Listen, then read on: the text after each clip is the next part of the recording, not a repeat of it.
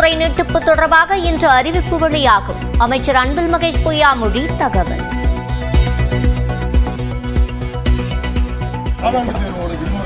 விடுமுறை நேற்றும் கேட்டிருக்கிறாங்க. அது கொஞ்சம் விடுமுறை நீட்டிக்க வேண்டும் என்று கேட்டிருக்காங்க. ஏன்னா 3 நாள் 4 நாள் தான் வருது. ஏன்னா அதுக்குள்ளே நான் திருத்த வேண்டும். அதுக்கு தகுந்தாப்ப நான் மார்க் என்ட்ரி போட வேண்டும். அதுக்கான கால அவகாசம் வேண்டும். நேற்று ஈவினிங்காக நம்ம பிரின்சிபல் செக்ரட்டரி எடுத்து கூப்பிட்டு சொல்லியிருக்கோம். மோஸ்ட்லி அதற்கான அறிவிப்பு இன்னைக்கு வரணும். தங்கத்தின் விலை மேலும் 480 ரூபாய் உயர்ந்து புதிய உச்சம் தொட்டது. ஒரு சவரன் 56,480 ரூபாய்க்கு விற்பனை.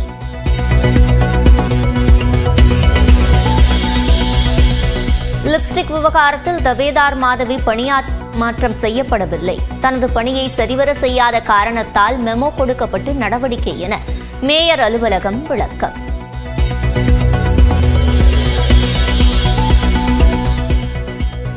வட தமிழகம் தென் தமிழகத்தில் இன்று ஒரு சில இடங்களில் மிதமான மழைக்கு வாய்ப்பு. சென்னையிலும் மிதமான மழை தொடரும் என வானிலை ஆய்வு மையம் கணிப்பு. உளுந்தூர்பேட்டை அருகே கட்டுப்பாட்டை இழந்த சுற்றுலா வேன் மரத்தில் மோதி விபத்து. 2 பெண்கள் உள்பட 6 பேர் உயிரிழப்பு.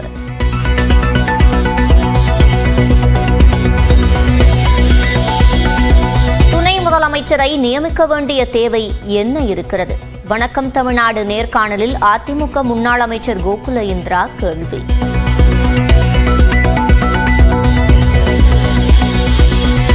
ஜம்மு காஷ்மீரில் 2ஆம் கட்ட தேர்தலில் வாக்குப்பதிவு தீவிரம். வரிசையில் நின்று வாக்களித்து வரும் வாக்காளர்கள்.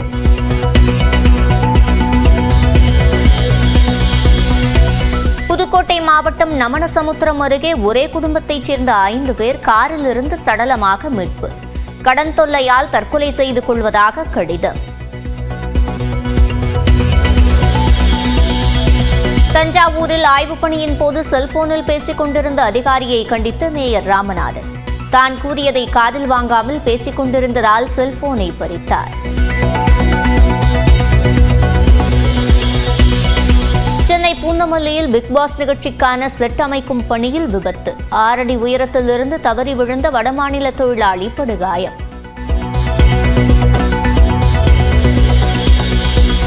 விளாத்திக்குளம் அரசு மருத்துவமனையில் நோயாளிகளுக்கு ஒழுகும் குளுக்கோஸ் பாட்டில் மூலம் சிகிச்சை.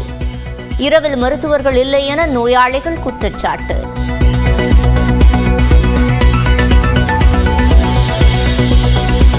பழனி பஞ்சாமிர்தம் குறித்து அவதூறு பரப்பியதாக கைது செய்யப்பட்ட இயக்குநர் மோகன் ஜி சொந்த ஜாமீனில் விடுவிப்பு. கைது நடவடிக்கை முறையாக மேற்கொள்ளவில்லை என கூறி ஜாமீன் வழங்கியது திருச்சி நீதிமன்றம். மகாவிஷ்ணு விவகாரத்தில் பணியிட மாற்றம் செய்யப்பட்ட 2 தலைமை ஆசிரியர்களுக்கும் மீண்டும் சென்னையில் பணி. நிகழ்ச்சிக்கு ஏற்பாடு செய்தது முதன்மை கல்வி அலுவலர் தான் என்பது தெரியவந்த நிலையில் நடவடிக்கை. திருப்பூரில் சட்டவிரோதமாக தங்கியிருந்த வங்கதேசத்தைச் சேர்ந்த 6 பேர் கைது. முறையான ஆவணங்கள் எதுவும் இல்லாமல் இந்தியர்கள் என கூறி வேலையில் சேர்ந்ததும் அம்பலம். தலைமைச் செயலகத்தில் தற்போது ஒலிம்பிக் வீரர்களுடன் தற்போது செய்தியாளர் சந்திப்பு நடைபெற்று வருகிறது. நேரடி காட்சிகளை பார்க்கலாம்.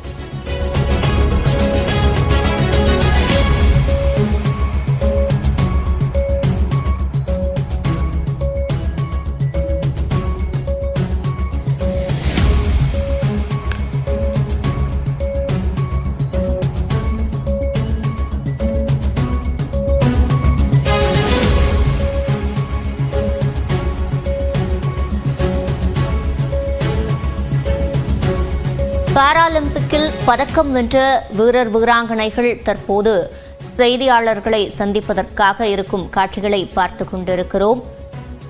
இவர்களுக்கு ஊக்கத்தொகை சந்தோஷமா இருக்கு. இன்னைக்கு பார்த்தீங்கன்னா சிஎம் சார் எங்களுக்கு எல்லாத்துக்கும் மெடல் வினர் எல்லாத்துக்கும் கேஷ் ப்ரைஸ் கொடுத்து நல்லா ஊக்குவிச்சாரு. அவருக்கு ரொம்ப நன்றி தெரிவிச்சுக்கிறேன்.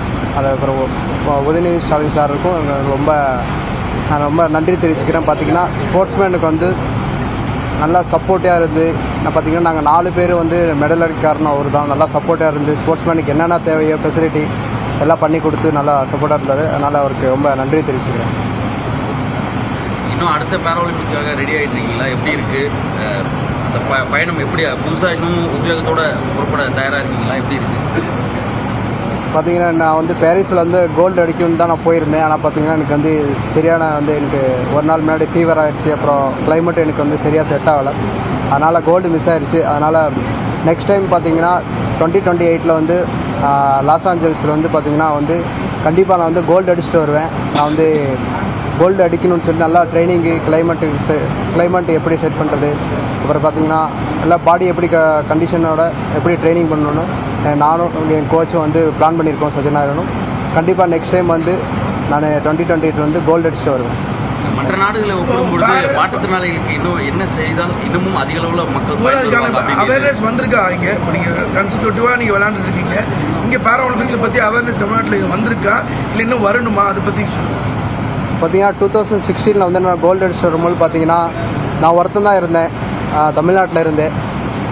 2020 பார்த்தீங்கன்னா டோக்கியோ ஒலிம்பிக்ஸில் வந்து பார்த்தீங்கன்னா அப்பயும் வந்து நான் ஒருத்தன் தான் வந்தேன். அப்போ வந்து நான் எல்லா ப்ரெஸ் மீட்லையும் சொல்லியிருக்கேன், தமிழ்நாட்டிலேருந்து நான் ஒருத்தன் தான் பேரா பிளேயராக நான் போயிட்டுருக்கேன். கண்டிப்பாக நீங்கள் எல்லோரும் நிறையா சப்போர்ட் கொடுத்து பிளேயர்ஸ் வரணும்னு சொல்லியிருந்தேன். அதே பார்த்தீங்கன்னா நம்ம சிஎம் சாரும் அப்புறம் உதயநிதி ஸ்டாலின் சாரும் அவங்க முயற்சியில் பார்த்தீங்கன்னா நாங்கள் வந்து தமிழ்நாட்டிலேருந்து 6 பேர் போயிருந்தோம். இப்போ பார்த்தீங்கன்னா 6 பேரில் வந்து 4 பேர் மெடல் அடிச்சுட்டு வந்திருக்கோம். கண்டிப்பாக வந்து கவர்மெண்ட்லேருந்து தமிழ்நாடு கவர்மெண்ட்லேருந்து அப்புறம் தமிழ்நாடு பேரா அசோசியேஷன் SDIT மூலமாக எங்களுக்கு வந்து நல்லா சப்போர்ட் கிடச்சிட்ருக்கு. பார்த்திங்கன்னா ஸ்போர்ட்ஸ்மேனுக்கு வந்து அவங்களுக்கு என்னென்ன சப்ளிமெண்ட்லேருந்து அவங்களுக்கு வந்து ட்ரைனிங் ஃபெசிலிட்டி, அப்புறம் அவங்க கோச்சஸ் ஃபெசிலிட்டி, அப்புறம் ட்ரைனிங் வந்து கிரவுண்ட் எங்கே வெளியே காம்படிஷன் போகிற ஃபெசிலிட்டி எல்லோரும் வந்து நல்லா சப்போர்ட்டாக கொடுத்து நல்லா ஸ்போர்ட்ஸ்மேனுக்கு என்னென்ன தேவையோ எல்லாம் சப்போர்ட் கொடுத்துட்ருக்காங்க. இந்த மாற்றுத்திறனாளிகள் குறிப்பாக அந்த கிராமப்புறங்களில் இருக்கக்கூடிய அந்த மாற்றுத்திறனாளிகள் விளையாடக்கூடிய அளவிற்கான எல்லா வகையான இன்ஃப்ராஸ்ட்ரக்சர்ஸும் நம்மக்கிட்ட இருக்கா, இல்லை இன்னும் எதாவது மேம்படுத்தணும்னு ஏதாவது கோரிக்கை எதாவது வைக்கிறீங்களா கவர்மெண்ட்டுக்கு? பார்த்திங்கன்னா இப்போது ஃபஸ்ட்டு வந்து எந்த ஃபெசிலிட்டி இல்லாமல் இருந்தது. ஆனால் இப்போ வந்து பார்த்திங்கன்னா இப்போ வந்து நம்ம சிஎம் சாரும் உதயநிதி சார் வந்ததுக்கப்புறம் பார்த்திங்கன்னா இப்போ வந்து பேராக்கு வந்து பார்த்திங்கன்னா கிரவுண்டு போகிறதுக்கு வந்து அவங்களுக்கு வந்து வீல் சேர் அத்லெட்லாம் போக முடியாது. அந்த வீல் சேர் போகிற அத்லெட்டுக்கு அப்புறம் ஜிம் ட்ரைனிங் பண்ணுறதுக்கு அப்புறம் கோச்சஸ் ஃபெசிலிட்டி எல்லாம் வந்து இப்போ வந்து எல்லாம் ரெடி பண்ணிட்டு எல்லாம் பேரா ஸ்போர்ட்ஸ்மேனுக்கு வந்து நல்லா சப்போர்ட்டாக கொடுத்துட்ருக்காங்க. பாராலிம்பிக்கில் பதக்கம் வென்ற வீரர்களுக்கு முதலமைச்சர் தற்போது ஊக்கத்தொகையை வழங்கியிருக்கிறார். அது தொடர்பான செய்தியாளர் சந்திப்பினையும் பார்த்தோம். தொடர்ந்து தற்போது விசிக தலைவர் திருமாவளவன் செய்தியாளர்களை சந்தித்து வருகிறார். நேரடி காட்சிகளை பார்க்கலாம்.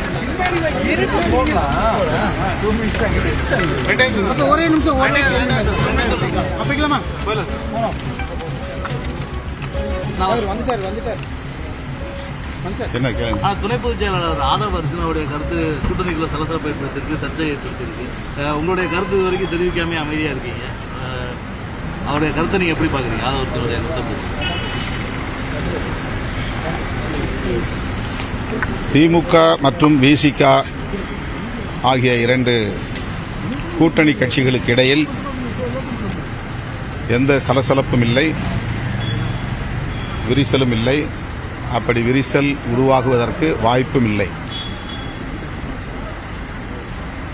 என்னுடைய ஊடக பக்கத்தில் பதிவான ஒரு சின்ன வீடியோ ஆட்சியிலும் பங்கு அதிகாரத்திலும் பங்கு என்ற கருத்தை விவாதத்திற்கு பலரும் எடுத்துக்கொண்டார்கள். அந்த விவாதம் மேலும் மேலும் விவாதங்களுக்கு இடமளித்து விட்டது. அதனால் திமுக விசிக இடையில் எந்த சிக்கலும் எழுவதற்கு வாய்ப்பில்லை. ஆதவ் அர்ஜுன் மீது நடவடிக்கை எடுக்கணும் அப்படின்னு சொல்லி ஆராசா இது வச்சிருக்காரு. நீங்க நடவடிக்கை எடுப்பீங்க? கட்சியில் உள்ள முன்னணி தோழர்களோடு உட்கட்சி விவகாரங்களை கலந்து பேசிதான் எந்த முடிவும் எடுப்போம். உட்கட்சி விவகாரங்களை முன்னணி பொறுப்பாளர்கள், பொதுச் செயலாளர்கள், துணை பொதுச் செயலாளர்கள் என உயர்நிலை குழுவில் இடம்பெற்றுள்ள தோழர்களோடு நான் தொலைபேசி வாயிலாக பேசியிருக்கிறேன். மீண்டும் நாங்கள் கலந்து பேசி அது தொடர்பான முடிவுகளை எடுப்போம்.